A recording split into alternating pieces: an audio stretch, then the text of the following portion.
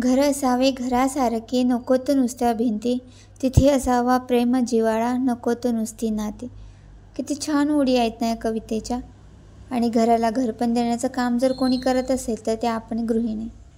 आणि त्या घराच्या भिंतींमध्ये जिव्हाळा उतरवण्याचं कामसुद्धा कोण करत असेल तर ती आहे गृहिणी. आणि त्या 4 भिंतींमध्ये असणारी जी काही नाती आहे, त्या नात्यांमध्ये प्रेम जिव्हाळा ओतण्याचं हे सुद्धा काम जर कोणी करत असेल ना तर ती आहे खरं तर गृहिणी. मग कधीतरी आपल्याला कोणीतरी असं म्हणून जातं की आपण घरीच असतो, आपण काय काम करतो, किंवा कधी कधी कोणी आपल्याला आपली किंमत दाखवते. पण त्यांनी आपली किंमत दाखवली म्हणून आपली किंमत कमी होते का? तर बिलकुल नाही. आपली किंमत ही आपण ठरवायची असते, दुसऱ्यांनी नाही. कारण दुसरे आपली किंमत ठरवणारे असतात तरी कोण? एक गृहिणी. सगळ्यांच्या जवळचा विषय आज मी घेणार आहे की गृहिणीचं खरं सामर्थ्य. आपली किंमत कमी नाही आहे. घरकामाला जॉब म्हणून कधीच बघितलं जात नाही, पण गृहिणी ना हे एकाच वेळी बघा, manager, teacher, nurse, chef, accountant असं सगळं काही करत असते. बाहेरचं काम मोजता येतं, ते पैशात मोजता येतं, पण घरकामाचं मोल कोणी मोजू शकत नाही, कारण त्याची किंमतच नाही. ती जे काम करते ना त्या कामाला काही महत्त्व आहे याच्याहीपेक्षा ते किती महत्त्वाचं आहे हे कोणीच मोजू शकत नाही. कारण ते महत्त्वाचं आहे की नाही हे बघणाऱ्याच्या दृष्टीवर अवलंबून असतं. म्हणून कोणी आपली किंमत ठरवो अगर न ठरवो, आपण मात्र आपली किंमत ठरवायची, आणि तेही खूप उंच, खूप जास्त किंमत ठरवायची. मग तेव्हा आपल्याला कुणी सांगायची गरज पडणार नाही. आपला आत्मविश्वास आपोआपच वाढेल आणि आपण जेही काम करतो ना त्या कामाचं सुद्धा ना आपल्याला मोल वाटेल, आपलं मोल वाटेल. आणि खरं सांगायचं ना तर घरातील पॉझिटिव्हिटी ही जी काही असते ना ही सगळी काही गृहिणीवर अवलंबून असते. कारण घराला घरपण देण्याचं काम तीच करत असते ना. तिच्या हातूनच सगळं घर चालतं. मुलांचा अभ्यास म्हणा, नवऱ्याचा सपोर्ट असते, ती सगळ्यांचं हेल्थ सांभाळते, त्यांचं दुखणं खुपणं काढते, घरातील माणसांना, घरातील मुलांना शिस्त लावते. खरं तर गृहिणी ना घराचं खरं हृदय आणि आधारस्तंभ असते असं मी तरी म्हणेन. कारण तिच्या वाचून घराचं पानसुद्धा हलत नाही. एक दिवस तुम्ही कुठेतरी बाहेर जाऊन बघा, मग तुमची किंमत कळेल. सगळ्या घरात अस्ताव्यस्त पसारा दिसेल आणि सगळ्यांचं म्हणणं असेल की तू कधी येते घरी, माझं हे बघायचं आहे, माझं ते बघायचं आहे, माझं हे दिसत नाही, माझं ते दिसत नाही, अशी सगळी आरडाओरड चालेल. आणि त्या दिवशी कळतं आपल्याला की खरंच आपण जर घरी नसलो ना तर मग यांचं काही खरं नाही. आणि हे आपल्याला कळतं पण बरं का. मग आपण स्वतःला कमी का समजून घ्यायचं?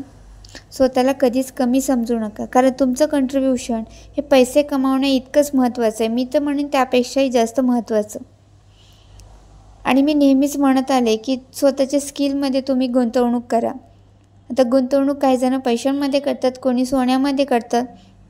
हां ठीक आहे, पण खरी आपली गुंतवणूक असेल ना ती आपल्या स्किलमध्ये. मग ते तुमचा आर्ट असेल, तुमचा बिझनेस असेल, तुम्ही एखादं यूट्यूब चॅनल चालू केलेलं असेल, तुमचा व्लॉग असेल, कुकिंग चॅनल असेल, किंवा तुम्ही एखादा छोटा मोठा घरातूनच केलेला व्यवसाय असेल तुमचा, त्याला छोट्या छोट्या पावलांनी पुढे नेण्याचं काम जे करता येणार त्याच्यातच तुमची खरी गुंतवणूक आहे. पैसे काय आज आहेत उद्या नाही, आहे की नाही? कारण गृहिणीचं सामर्थ्य ना हे घरापुरतं मर्यादित कधीच नव्हतंही आणि नाही आहे. ती सुद्धा घराच्या बाहेर गेली ना तर खूप काही करू शकते, परंतु तिच्या जबाबदाऱ्यांमुळे आज ती घरात अडकलेली आहे. म्हणून तिचं सामर्थ्य हे काही कमी होत नाही किंवा तिची किंमतही कमी होत नाही.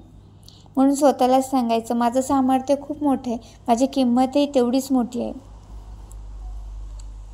म्हणून आज एक छोटा स्टेप जरी तुम्ही स्वतःसाठी घेतला ना तर उद्या तो मोठा बदल घडून आणू शकेल. कारण गृहिणी खुश असेल ना तर घरसुद्धा खुश असेल.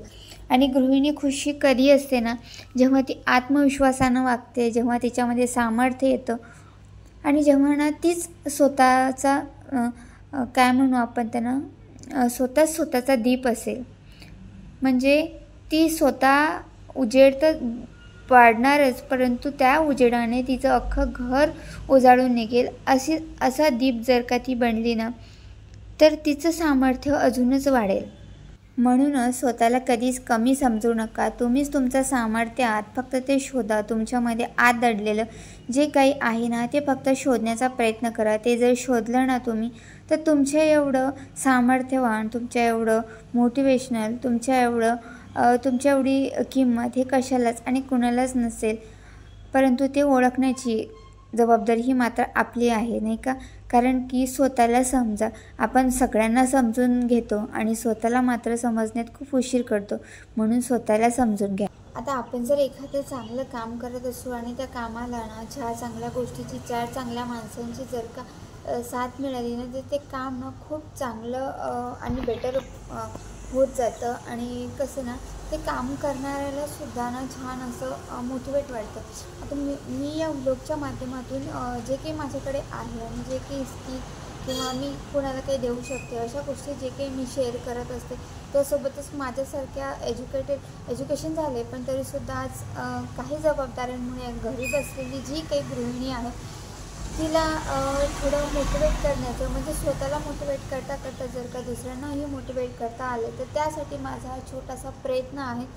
आणि त्या प्रयत्नाला मला बऱ्याचशा चांगल्या माणसांची आणि चांगल्या गोष्टींची सुद्धा साथ मिळत आहे. त्याबद्दल ना त्या युनिवर्सलासुद्धा, म्हणजे जे काही युनिवर्स आहे ना, आपण जर का चांगलं द्यायचा प्रयत्न करतो ना, तर आपोआप आपल्याकडे ना चांगलं येत जातं.